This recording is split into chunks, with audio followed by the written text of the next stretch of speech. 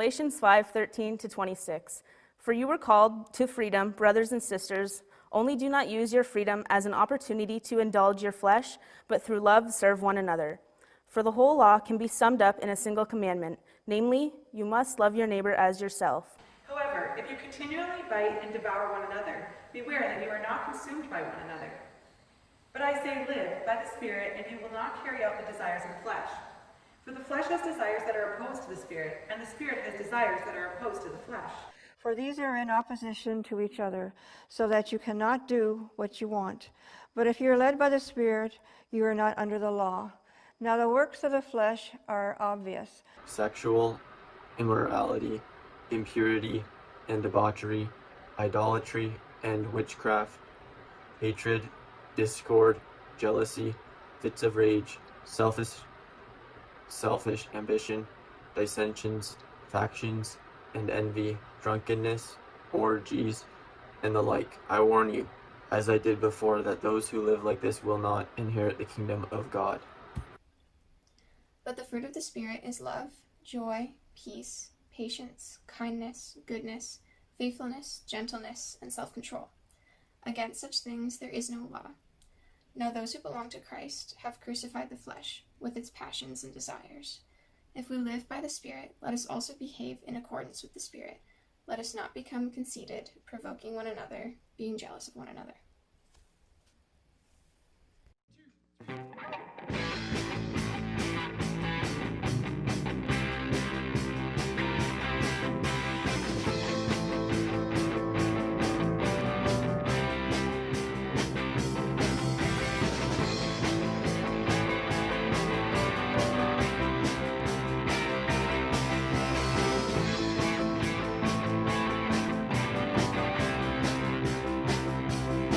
His heart open wide from the depths, from the heights, I will bring a sacrifice.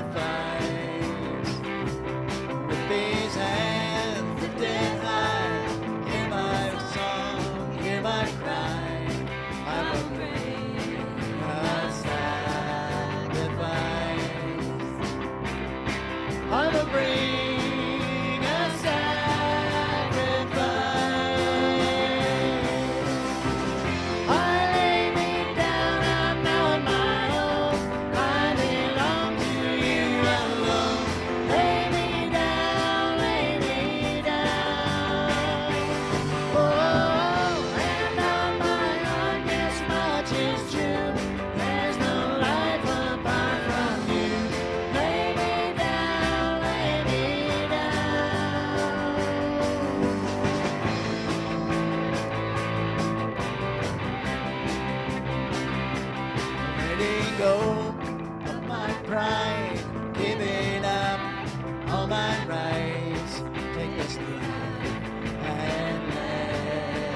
shine, shine, shine. Take this light and let it shine. I lay me down, I'm not my own. I belong to you alone. Lay me down, lay me down. Oh, and on my heart this much is true. There's no life apart from you. Lay me down, lay me down. Oh, lay me down, lay me down.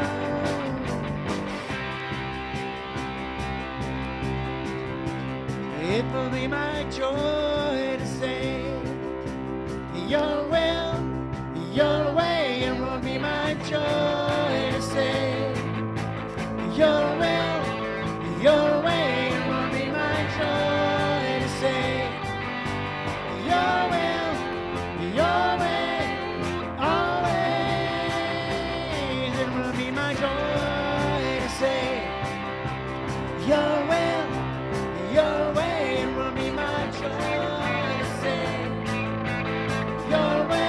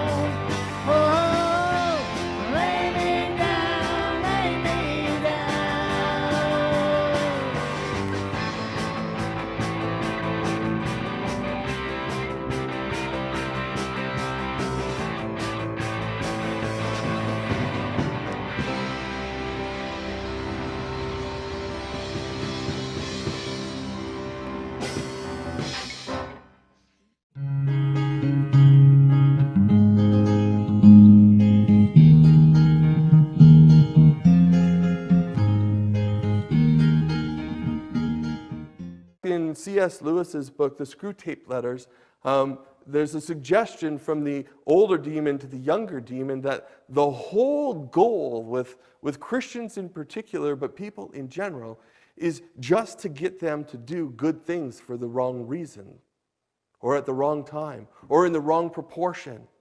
Get them to read a delightful book or enjoy a wonderful piece of art so that they can brag about it instead of just enjoying it. Get them to go for a walk in a forest on a nice trail on a beautiful afternoon. Why? Because it's good for them. Not because it's wonderful. Not because it's enjoyable. Not because they could really have a great time with a couple of friends doing an activity like that. But get them to do it in a way that's just self-discipline, marching instead of living. You see, how do we approach this then? We approach this by just keeping inviting God in. Keep seeking Him moment to moment in all of this stuff. And as we do it, the fruit grows. The love grows. The gentleness grows. The faithfulness grows. The peace grows. The joy grows.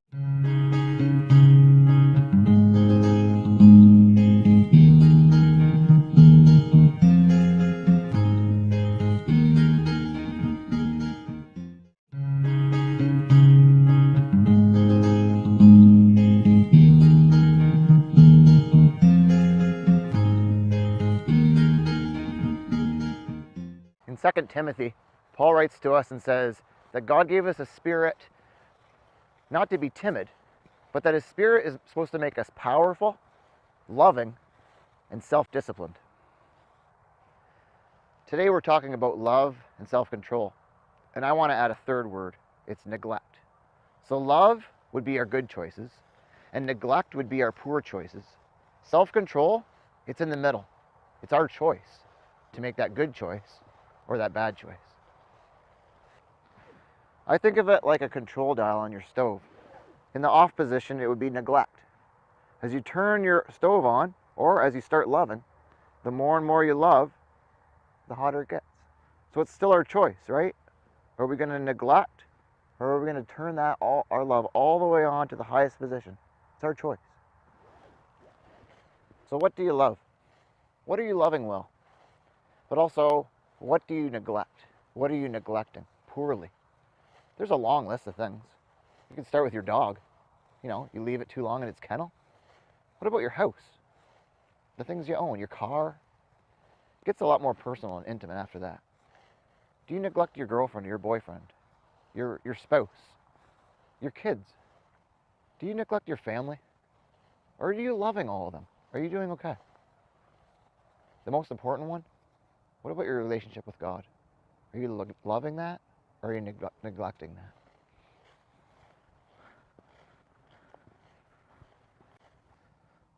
The good news is that this apple is still good for something. The relationships that we have, we still have an opportunity to turn up the dial, to turn it toward love.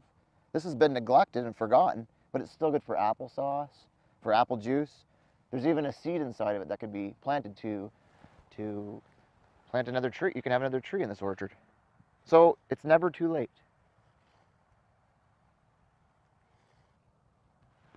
So what's the choice you're going to make? To love or to neglect? You have the control to do that.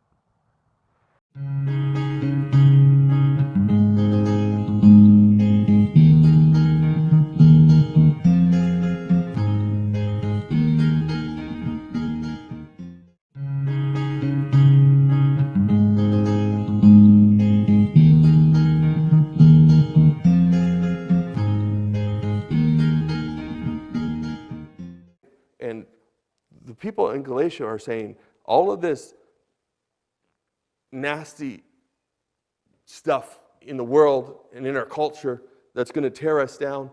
The only solution to that is to lock yourself in a closet, sit in a lotus position, and sing Kumbaya until Jesus comes again. To be very, very extremely religiously disciplined, and if the lights are on at the church, you are there. But that's not what Paul says. Paul says that that just leads to a whole bunch of other problems, to a bunch of problems with pride and arguing and envying and provoking and being conceited. He says there's a different option, living by the Spirit. So what's that really mean, living by the Spirit? The fruit of the Spirit is love, joy, peace, patience, kindness, gentleness, goodness, faithfulness, and self-control. Did I forget gentleness? Maybe I did. Oopsie. Anyway, but it's fruit. It's fruit. How do you grow fruit? I don't know how to grow fruit in the sense that I'm not a fruit, but I am a person, and I can assure you, I grow very well. I grow every day. Every day I eat. Every day I grow. I keep growing. I happen to be taking some medicine right now that has really increased my appetite, and I've grown a good amount just during this little series on fruit, and probably because I haven't been eating just fruit. And how hard is it to grow? It's not hard at all. Little kids, when they're healthy, they grow. That's what they do. And they don't think all the time, I should grow. I should keep growing. I should try harder to grow. All they do is eat and sleep, and their body looks after the rest because that's what it's designed to do. And so when we spend time feeding ourselves spiritually and exercising in a healthy way some of the things that God encourages us to do, we grow spiritually. That just happens actually naturally. When we spend time with God, we become more like God.